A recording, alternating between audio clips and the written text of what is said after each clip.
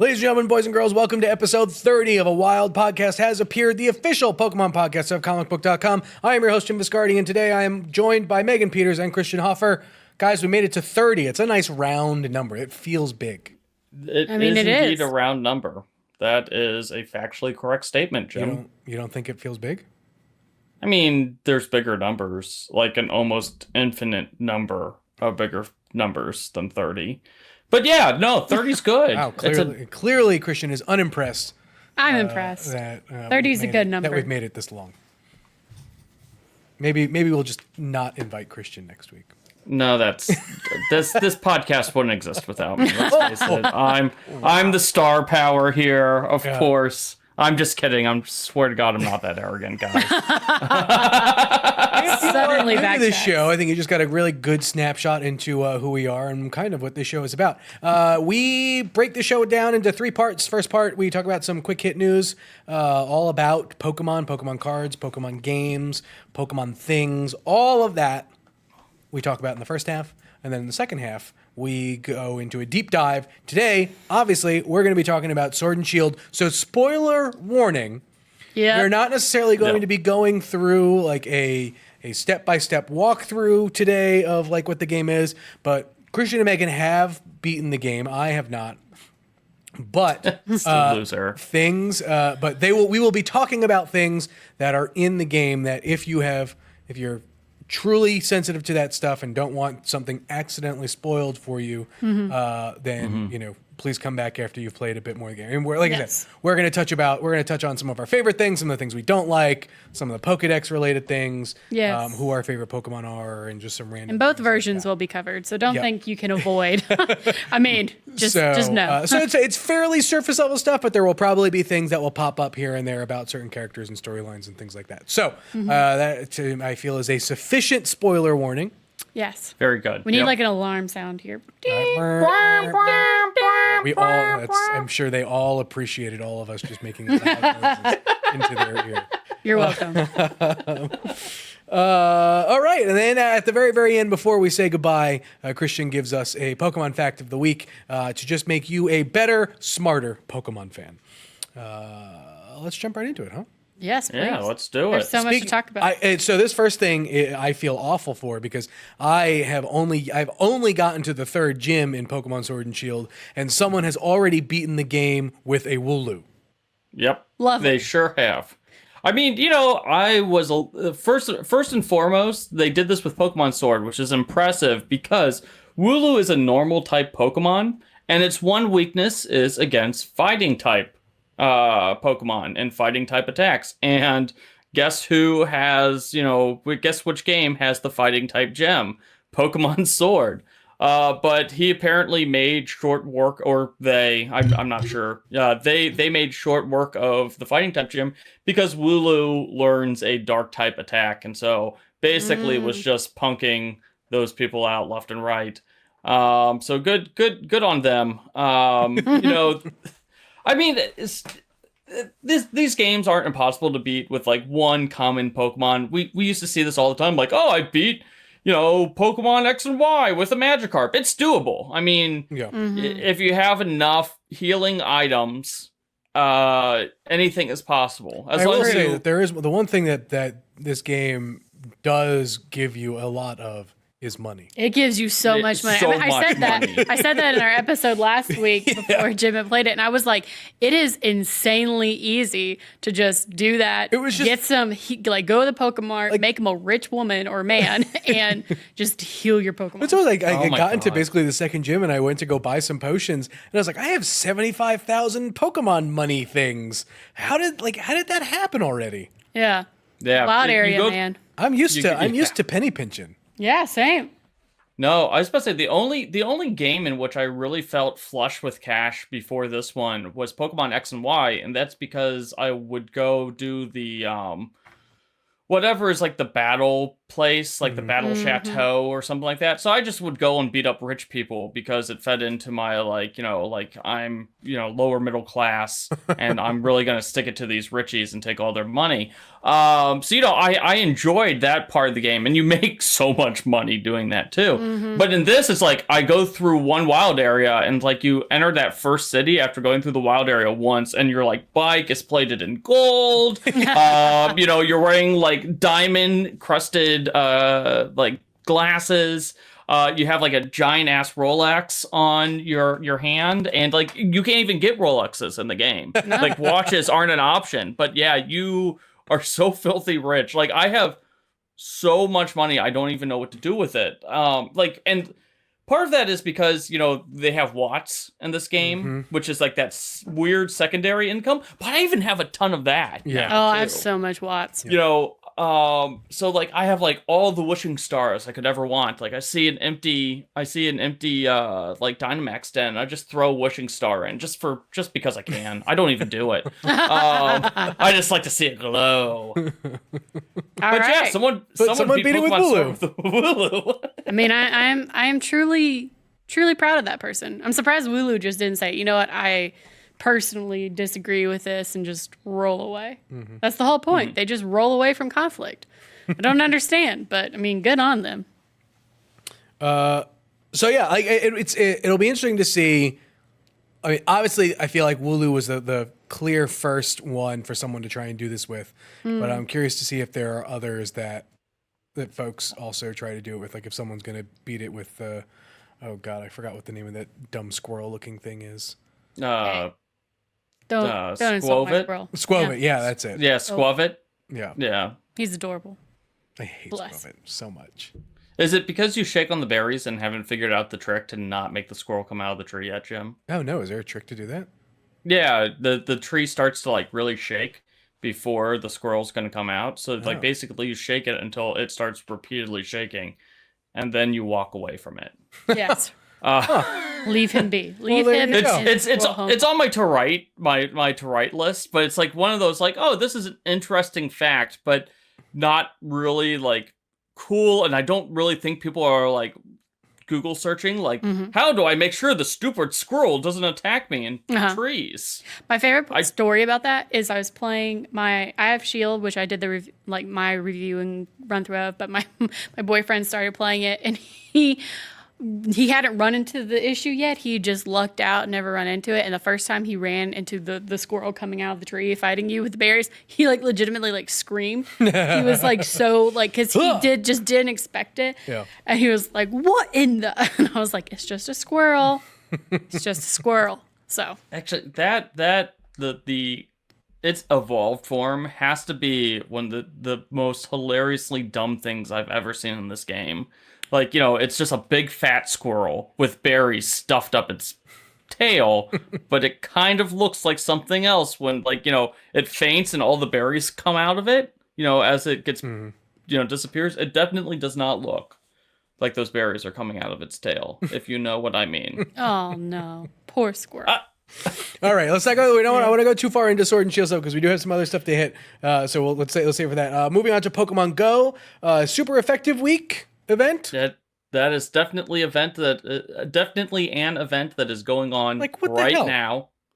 It's basically, so the big draw of it is that if you use a super effective charge attack in a gym battle, there's a field research task that you can complete, which is use a super effective charge attack in a gym battle, and you can get a Tentacool with the chance for it to be shiny. Basically, they added shiny Tentacool, and therefore shiny Tentacruel. It's actually one of the cooler looking ones because it has like green things on its head instead of red things on its head. And that's basically like the only real difference to it. So it looks pretty cool. It's one of the better shinies from the first generation, in my opinion. So yeah, go and get it. That's the event. That's it.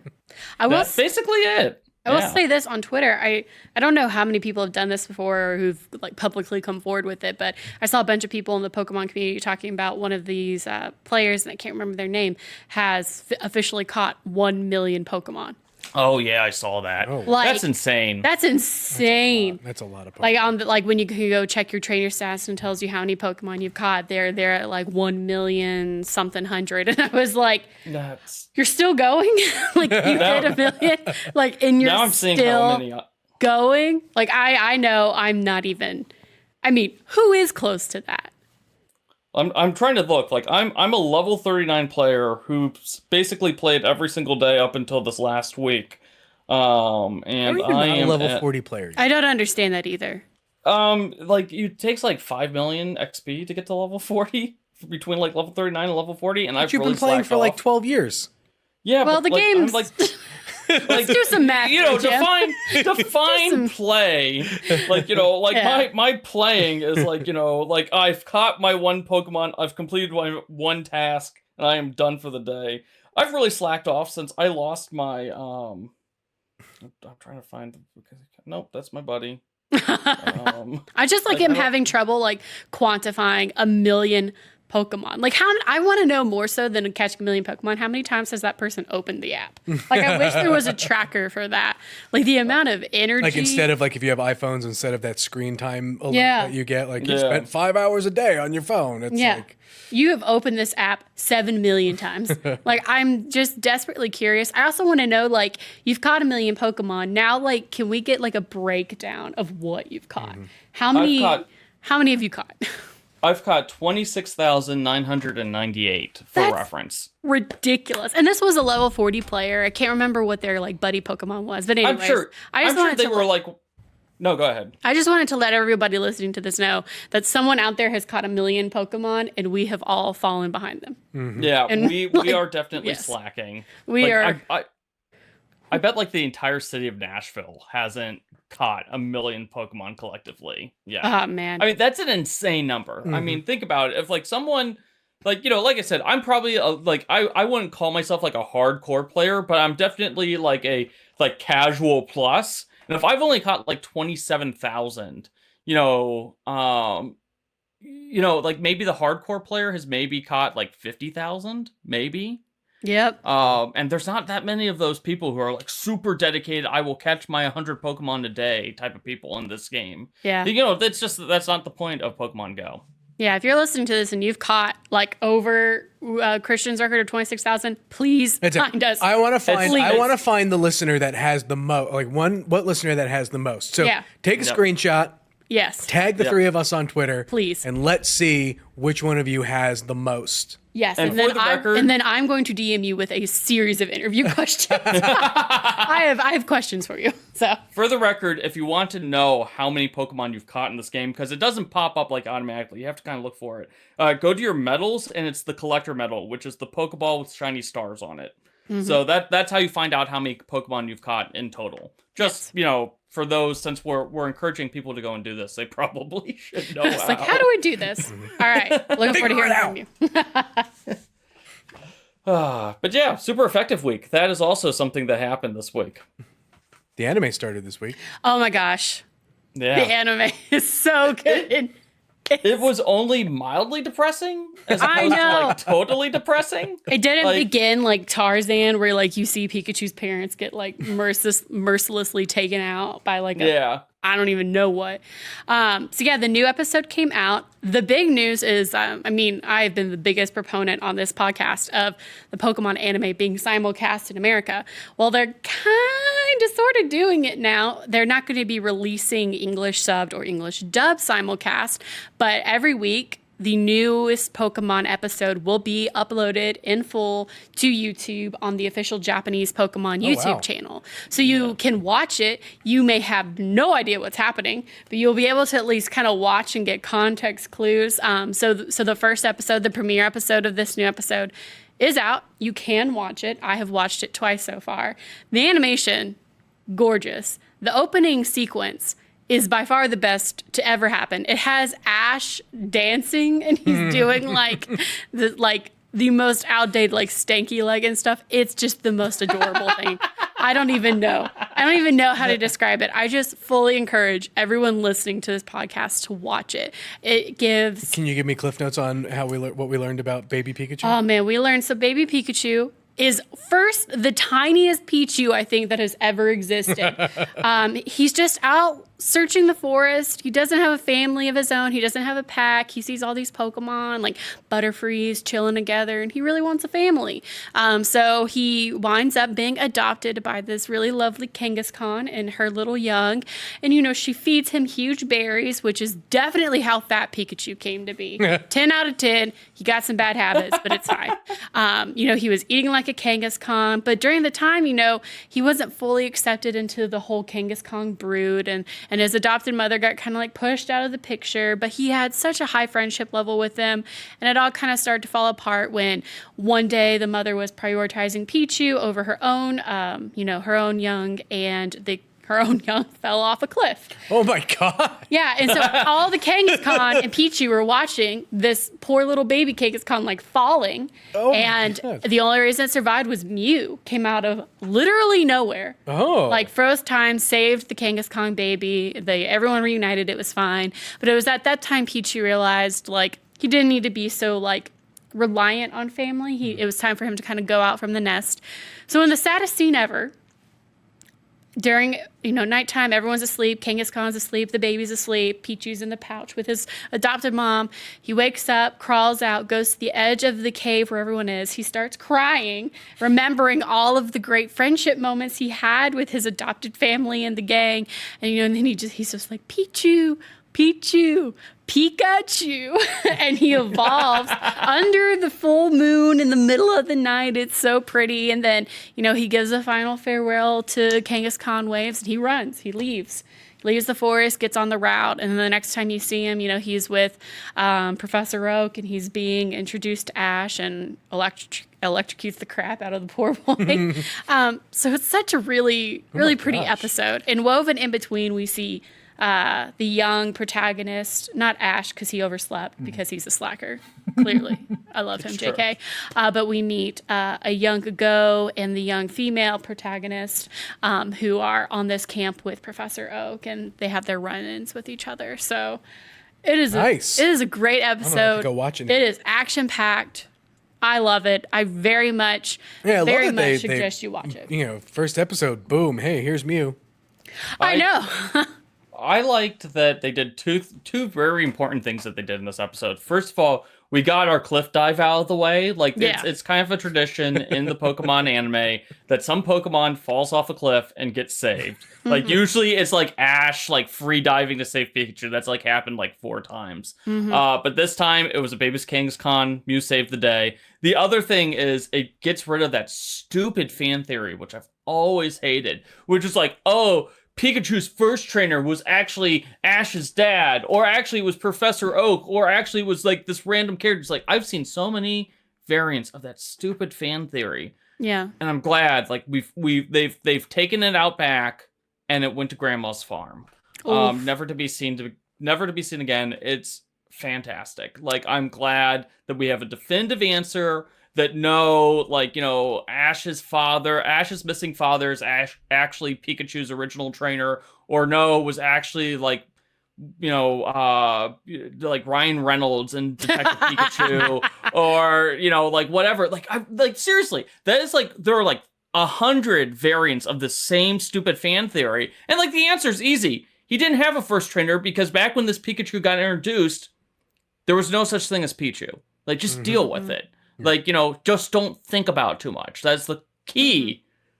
And if you are going to think about it too much, don't come up with stupid fan theories. Like, really dumb fan theories. Like, I'm okay with, like, your normal level of dumb fan theories. Like, let's be clear. I'm a big believer in fan theories. I just don't like the bad ones.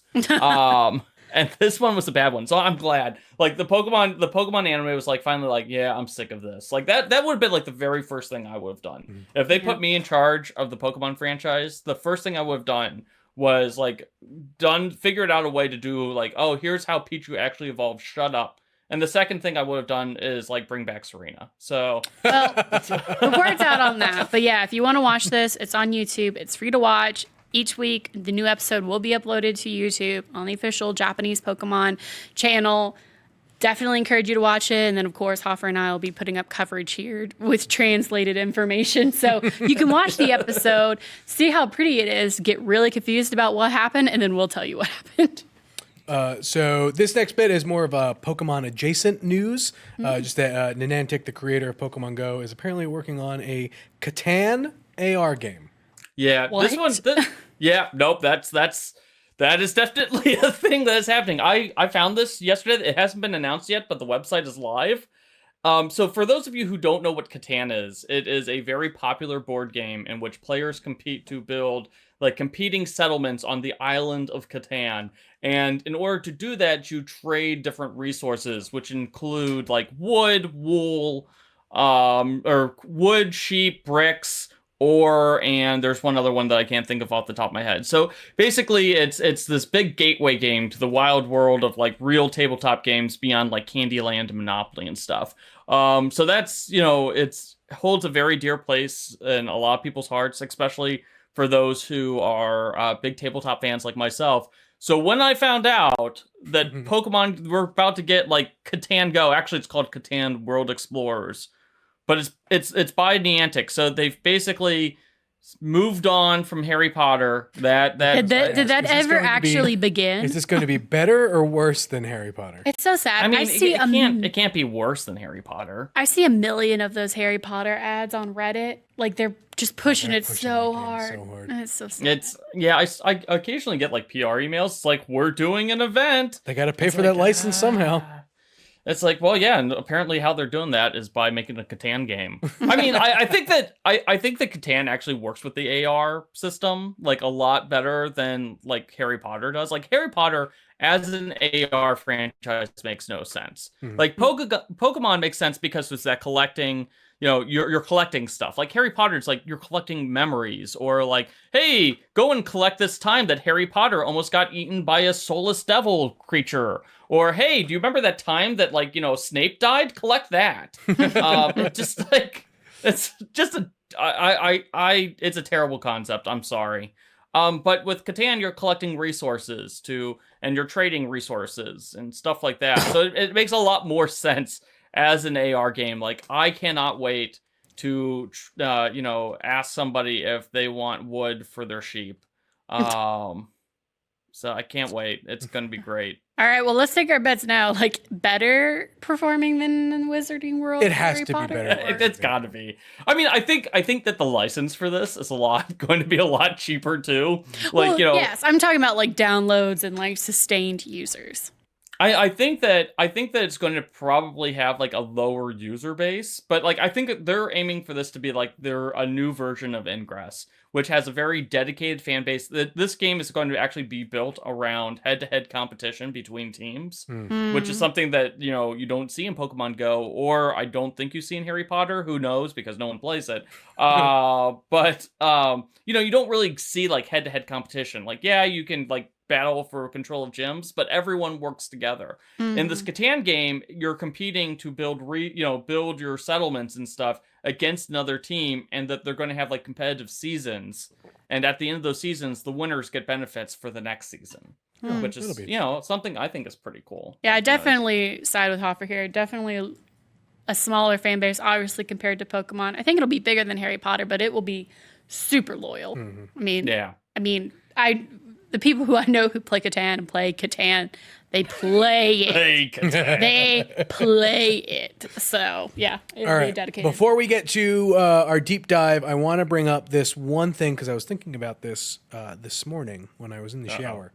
Oh, no. And it's the topic of nicknames for Pokemon. Do you use them? Never. I use them in my second playthrough. So my first playthrough, I keep with the species names. For the second playthrough, I use nicknames in order to differentiate, so I know which Pokemon came from which playthrough of the game. Interesting. I don't get the appeal of nicknames. I can like understand it as like the personalization, especially when I was a kid, because like my when I was younger and I had my older brother, he would nickname them like all the time, and I was like, that's dumb. Why did you do that? You named your Onyx Rocky. Like, what the heck? But like now that I'm older, like I like seeing like my boyfriend's like his nephews or like my younger cousins, like they do it. I'm like, oh, that's cute, because they go around like holding plushes of the Pokemon they've caught in game, and they'll like call it that nickname. Like, I think, that's cute. like it's stupid cute, I will confess. But I'm just personally not a fan. But I understand the personalization, cuteness idea, or like the differentiation. But like, I don't know. It's weird to me. I think that we look at it. I think people who don't use the nicknames draw heavy inspiration from the anime. Because like Richie had his Sparky, and that's it. That's the number of main like characters that have actually nicknamed their Pokemon. But I think for those who kind of have a different relationship with the Pokemon franchise that isn't necessarily so heavily inspired by the anime, I can see that. I mean, because think about it, if you consider these things to be your pets, like do you call your cat? Do you call your dog? Sometimes like I know people who actually do that. Like one of my friend's cats is named Baby Kitten, despite the fact it's a cat. Beautiful. That did not age well. Yeah. But I know people who are like, oh yeah, that's my cat, Red Cat, and it's like, oh, okay, it's not really red. It's like, yeah, it's red enough. And I know people who are like that, but like other people like name their cats like very fanciful nicknames, and so I see it both ways. Like I said, I do both. For my first one, I don't do the nickname. I personally am very dependent on the anime. That's how I picture this franchise in general. But for my second playthrough, it's mainly part of it is just I need something to differentiate these Pokemon when I know to transfer them, like where they go and where they came from. And I realized that was a really good way of doing things. Yeah, that makes sense. I like the pet analogy, but yeah, I don't use them. And I view my Pokemon as pets. Yeah, wow. Well, yeah, that's because your favorite is a rock. I mean, that's why. That's the other thing. I mean, that's almost worse. If you don't view him as a pet, what do you view him as? I view them as friends. Okay, then what do you call He your views friends? them as weapons to be used at his will. And so you call leisure. your friends friends 1, friend 2, friend 3. I have 7 friends named Pikachu or Rapidash in my case. Actually, let's be honest here. I'm on that boat. Yeah, I like that. I mean, it would be weird if I was just like calling my cat. I love her, Big Willow, and A+, but yeah, interesting. If you, again, this is a huge like call out episode. I keep calling out everyone listening. If you nickname your Pokemon, again, hit all of us up and explain why. I'm really curious because like I've already started my second playthrough, like post game for sure of Shield, but like now I kind of want to start nicknaming just to see like if I can like latch onto it. So please convince me. Yeah, I for me, like I said, it's always been whenever Pokemon have been referenced, even if someone has like it's Brock's Onix, it's Misty's Staryu or whatever, like it's never been like that. It's Ash's Pikachu, etc. Yeah, but also at the same time, I'm just like, and I couldn't remember if this happens or not because I haven't done like a PvP battle in like forever, basically, but. If you are battling against someone and you're about like, does it say like when you're in a trainer battle, so and so is about to send whatever? Like, they say they name the Pokemon, so like it's like they're about to send out Pikachu, but then when they actually throw out the Pikachu, the dialogue says, come out, Sparky. Okay. So because to me, I would like, oh well, that would be an interesting way to mask what type of Pokemon you're throwing out next, so someone can't switch out to for an advantage type. Like to me, like that, I feel like that is totally fair thing to do. Well, in most PvP battles, you do not have the option to switch out when one of your Pokemon faints. Or when one of your opponent's Pokemon faints, you do not have the ability to switch in a Pokemon. It's basically seen as, okay, if you're going to switch out to try to get that type advantage, they get the free turn. So they don't really do that. I mean, there's a way, like there's an option to do it that way, but the default isn't to do it like that. Just because I have gone through maybe 4 games where I have not had a PvP battle. So I'm not surprised. So I like it's like I said, it's been a while for me. All right, well, when we get back, let's talk about Sword and Shield. I think it's about time to do that, right? Please. All right, so stay tuned. We're gonna go all in on Sword and Shield. All right.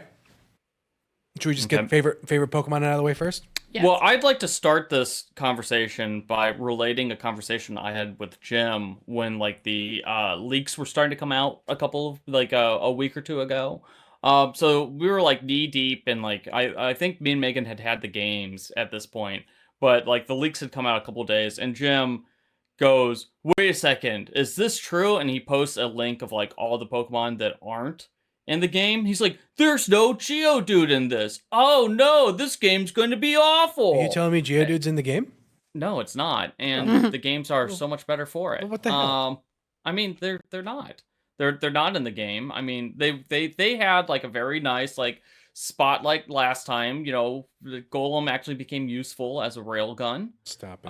And so therefore we no longer need to see that Pokemon species has reached its apex and will never be featured in another Pokemon game again. And I think that the franchise is better for it. So let's pour one out for Golem. We'll never see it again, and good riddance.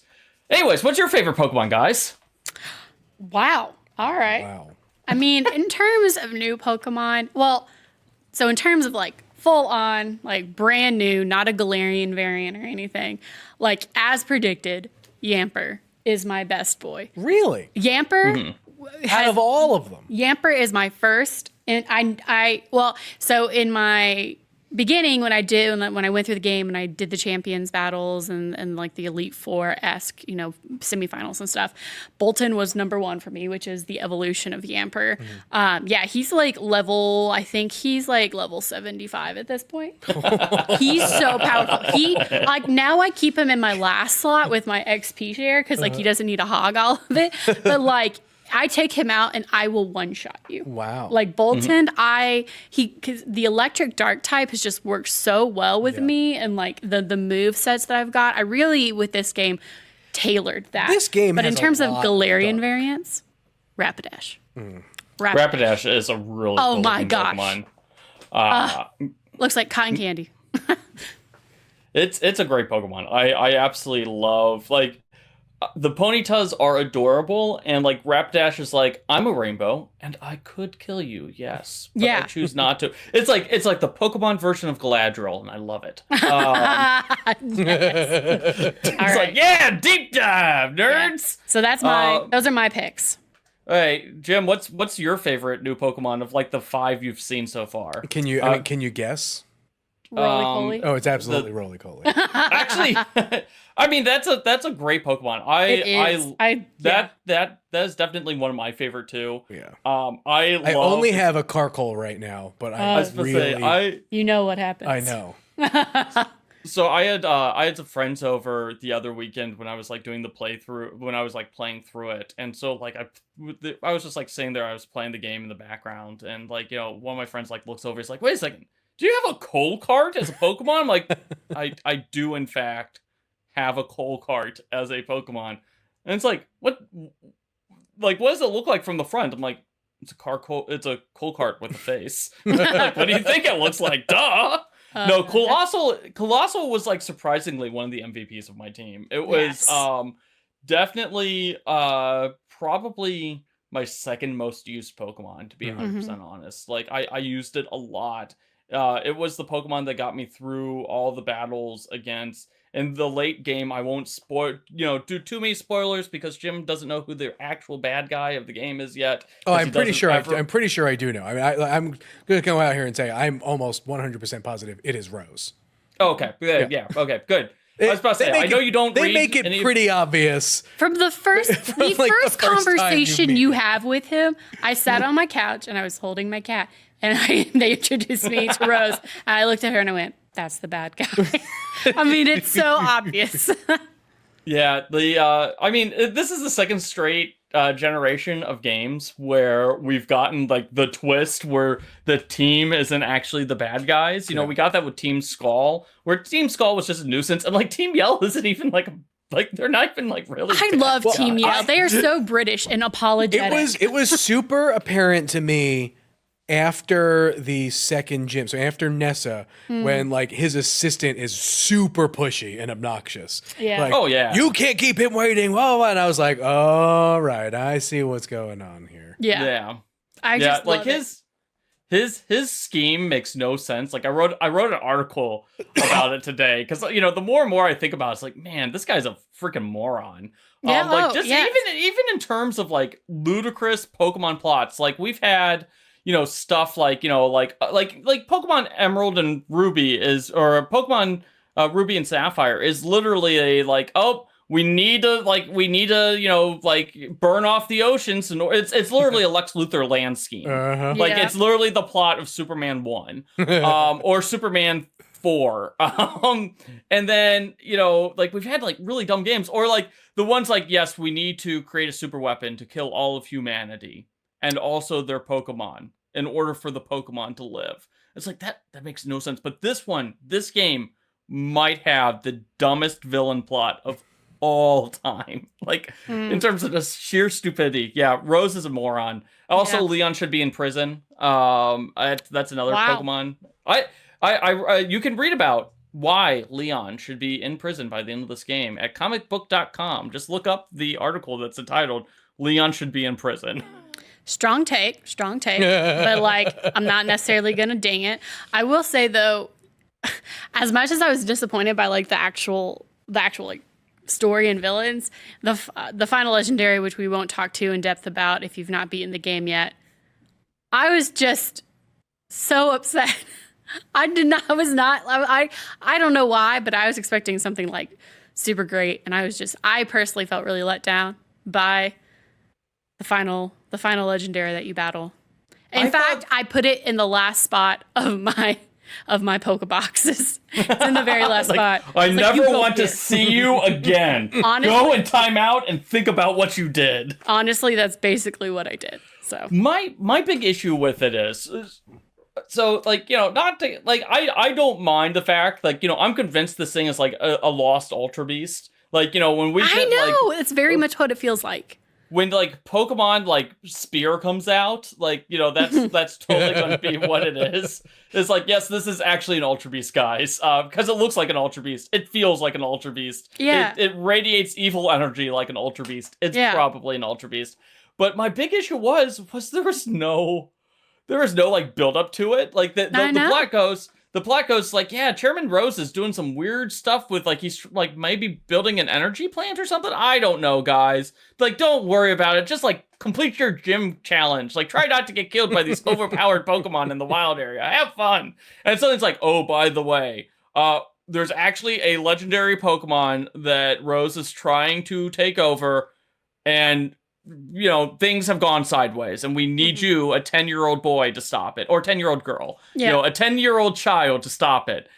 And it's like, wait, what? Where did this legendary Pokemon come from? It's like, yeah, actually, there's just a legendary Pokemon. We've never spoken about it. It's in the basement.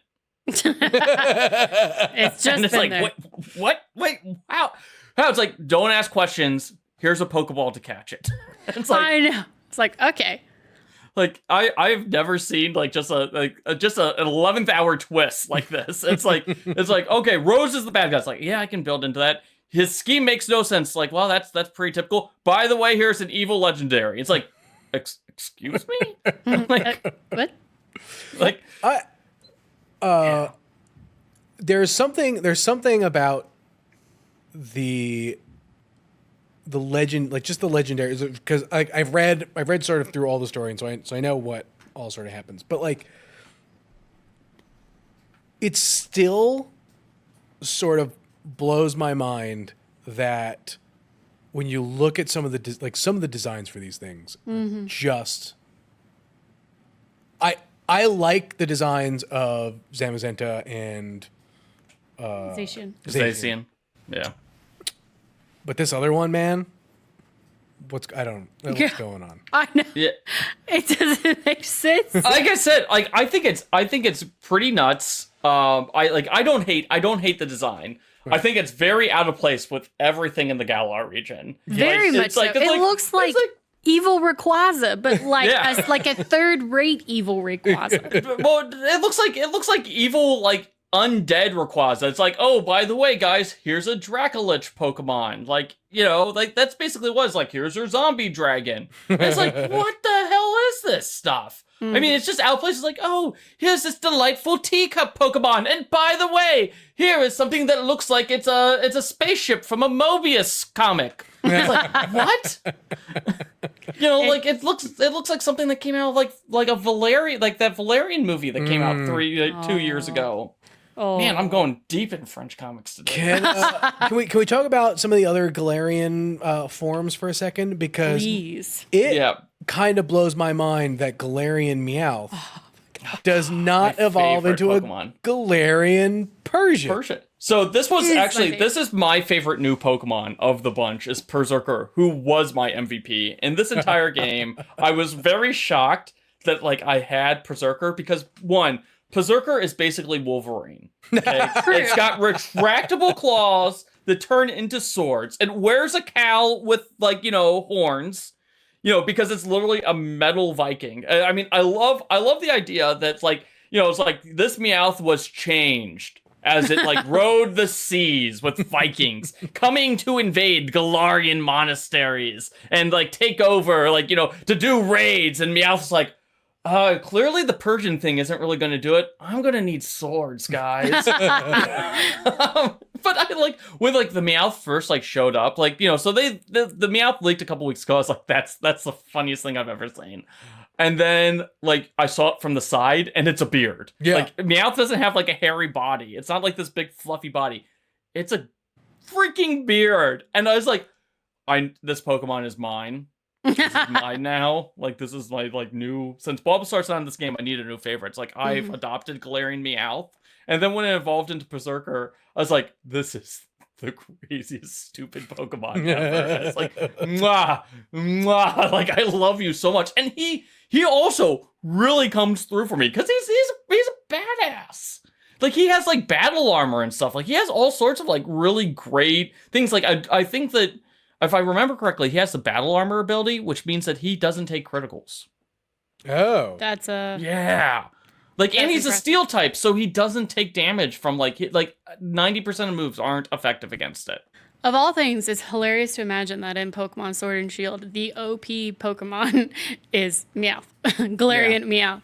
I will say, I was very surprised with how useful the Galarian Ponyta Rapidash is, because it is a psychic type and stuff, but, like, does like some pretty decent damage in battles. I was able to utilize it pretty well. I will say though, as excited as I was for Galarian Weezing, I hate him. Yeah. I hate him. Like, I don't know if I've ever had such like biased hatred towards a Pokemon, but I'm sorry, there's no point. There's no point in Galarian Weezing other than to add him to your Pokedex. Yeah, Galarian Weezing was one of those Pokemon where I was really excited to get, and so when I got it, I like tried using it. I was like, oh, it's trash. So trash. I was like, I patted it on its little smokestack. I'm like, to the box with you. Go and do some Pokejobs for me. And its number one goal is to kill itself. Yeah, it's all of its moves are suicidal. Like that's it. It took me 26 times to catch the Galarian Weezing because it would just keep killing itself. This is a thing that's in the game. So this gets into a frustration I had yesterday. So I was trying to catch Gigalith, which is a Pokemon I've never gotten before because it's a Pokemon that you need to trade for in order to get. And I don't like trading with people because they always screw me. So like I was like, finally, I shall get this Pokemon and add it to my living Pokedex. And so I had a max raid battle, tried it 3 times with people, and we lost every single time due to the dumbest things. Like one time somebody used a wood hammer to knock it out, but it knocked the Rillaboom out too. And that was our 4th out. So despite the fact that we killed it, we got kicked out of the raid. So I'm like, you know what? After like the 3rd time, after spending like literally 40 minutes doing this, I'm like, I'm done. Like, I'm just going to keep going about my life, living my champion life. And so I'm like walking through the Dusty Bowl, and there's a Gigalith. I'm like, I'm going to catch you, and I'm going to add you to my collection. So I get this stupid little freaking walking rock down to half health, and what does the sucker do? He explodes! There was no need for it! You had so much health! So much health! No, that's exactly what happened to me with Weezing. So I was like so pissed off. No. I was having like a bad day to begin with, and I'm just sitting there, I'm like in my bed, I'm like, this mother effer. I was like, I'm gonna catch you, and I'm gonna find the most demeaning poke jobs for you to do. It's like, oh, like guys, we need someone to clean up Yamper poop. I'm like, Gigalith, go and do it. Yeah, no. As angry as you just heard Hoffer be there, that's how I felt with Weezing 26 times in a row. Damn. So I hate the freaking stupid Gigalith. I do like, that leads me into one of the things that I absolutely love about this game. Two things. One, I love the fact that there's a lot of Pokemon now available in the wild that have never been available in the wild before. I honestly think that is like one of the best things to ever happen to the Pokemon franchise. I love the fact that I can catch Gengar now. I love the fact I can catch Machamp. I love the fact I can catch Pokemon that I would usually need to trade with an item attached to it. Yep. Which is like, how can you even find something? Like, unless you have an actual friend who plays Pokemon, which, you know, is easy if you're a child, a lot difficult if you're 30 years old. Us, Christian. You can trade with us now. Yeah, but, you know, that means I have to, like, have social functions with you, Jim. And, hey, you know, I need a Surfetch tier. Yeah, no, and actually, I need your to, Rapidash. So I actually have a Surfetch for you. and I I'm have just a waiting. Ponyta ready for you. Like, that was like one of the first things that I did when I found the area with Surfetch. I'm like, I have one for me. I have one for Megan. It's like, Yes. I was like running around, and like my wife was watching. She's like, why are you still like in this area? I think you've caught all the Pokemon. I'm like, I need another Surfetch so I can get my Ponyta. It is equivalent exchange here. It's like we have a quid pro quo going on here. Yeah, no, I love the wild area. I said it in the last episode, and I'll say it again. The wild area. Well, that was it. Like the thing I ran into was like I spent so much time my first time in the wild area that all my Pokemon all of a sudden were like basically level 20. And then I had not fought the first gym battle yet. And I was like, oh no. And so my Scorbunny, which is not a Scorbunny at that point. I forget what the middle one. Raboot. Raboot. Yeah, Raboot. Is basically 20 on the verge of 21. So I'm like, I had to stick him in a box to be like, you can't go over 20, otherwise you're not going to listen to me. And then I was just like sort of stuck. And so then I get to that gym battle, and he levels up in the middle of the gym battle, and I'm like, oh shit. And so I'm like literally on the last Pokemon, and I need him to just listen to me, and he will not. Like, it just like, no, you decided not to. And I'm like, no. And that happened for like my Corvisquire did the same thing, and I'm just like, oh, come on. You can't do this to me. Not on the first gym. Right? Exactly. And then I was just like, and then I was like, oh, okay, well now I beat the first gym. Maybe now I can go, because I really wanted to get a Ghastly. And all the Ghastly in the wild area were like level 26. And I was like, oh! So I had to go beat the second gym to go and finally catch my...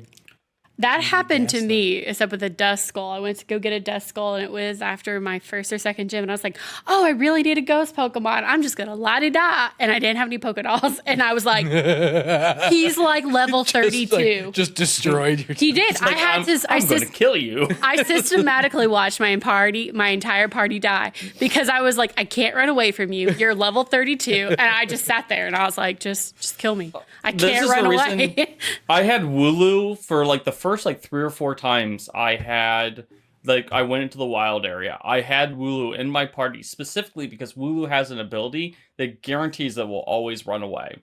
Like, you will always get away safely. So, if you are worried about your Pokemon getting brutally murdered in the wild area, simply carry a Wooloo with you, and he will ensure that you escape. Does the Wooloo have to be out for you to do that? Yeah. That's its ability. Its ability is roll away. Oh, okay. Yeah, and he just tucks his legs in, curls his head down, and rolls away. And then he like rolls backwards, and he like takes you in. You get stuck in its like wool, and the two of you just go. Boop, boop, boop, boop, He is your safety. He is your safety blanket.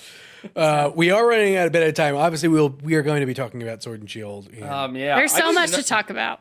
Oh, so God, much. I know. one of the last comments I wanted to make is I love the gym puzzles. Yes. I've only had good. 3, but I thought like they are just it's a very cool aspect to the game that doesn't force you to fight 45 trainers before getting to the gym leader. Nessa's was great. I love that. It reminded me so very much of like Zelda, and I was getting so frustrated. I love the Wooloo challenge. The Wooloo challenge is amazing. The Wooloo challenge is great. I will 900% back that, and I won't describe this one for Jim or any of the because it's a later Jim, but the ice lady. Well, see, do you have Sword or Shield? I have Shield. Okay. I was about to say, because I didn't have ice. I had rock instead, and that one sucked. The ice one also sucked, but it was so good. I bet it's the same thing. They just I'm going to switched text you out, after this off and figure it out. But yeah, no, ice was like, it took me forever. But it was just like, I loved it. I wasn't frustrated. Right. So... such great challenges. It's great. This is a really solid game. Like I get some of the frustrations about like, oh, you can't get all 900 Pokemon species, but like when you're playing through that game, like you don't care. Yeah. Like you really don't. Like it's more of like now I've got like I think 260 of the 400 Pokemon, and it's like, well, this is where I'm going to actually run out of things to do here. But I love it. It's a great game. I've had a lot of fun the last 2 weeks. Like literally Pokemon's the only reason why I've like not been like just in my bed for the last 2 weeks, like crying. So thank you, Pokemon. You have truly salvaged what's been a horrible month for me. All right, Christian, hit us with the Pokemon fact of the week. Let's do it. Okay. So we're continuing our quest down the Pokedex. This week we're getting to the Pidgey line. So today is about Pidgeotto. Now, Pidgeotto doesn't have really anything too interesting about it biologically. Like, it eats Execute. That's the interesting thing. Yeah, wouldn't expect that it eats eggs as a bird. But, I guess it likes the taste of scrambled Execute. But Pidgeotto's name, there's a reason why it's called Pidgeotto, and what is it? I have no idea. I have no idea. It sounds Italian. It is Italian. It is. The Italian word for 18, which is the level in which Pidgey evolves into Pidgeotto, is, I'm going to pronounce this wrong, but it's Diciato, I believe it's. And so they took the Otto, O-T-T-O, and put it into Pidgeotto's name. And obviously we've butchered the pronunciation of Pidgeotto because, that's how we do everything in the Pokemon franchise. But that is where that's likely where we get that word from, where Pidgeotto gets its Otto from, is because of 18. I love it. I love it even more knowing that it's just a little bit more Italian. Yeah. It is the most Italian of birds in the Pokemon universe. When we get the Pokemon game, that's region is set in Italy. Oh, it's going to be Pidgeys everywhere. Jim's going to be lose Pokemon his spaghetti and Pokemon meatball. Be like Lady and the Tramp, but with like Yamper and another Pokemon just sharing the spaghetti.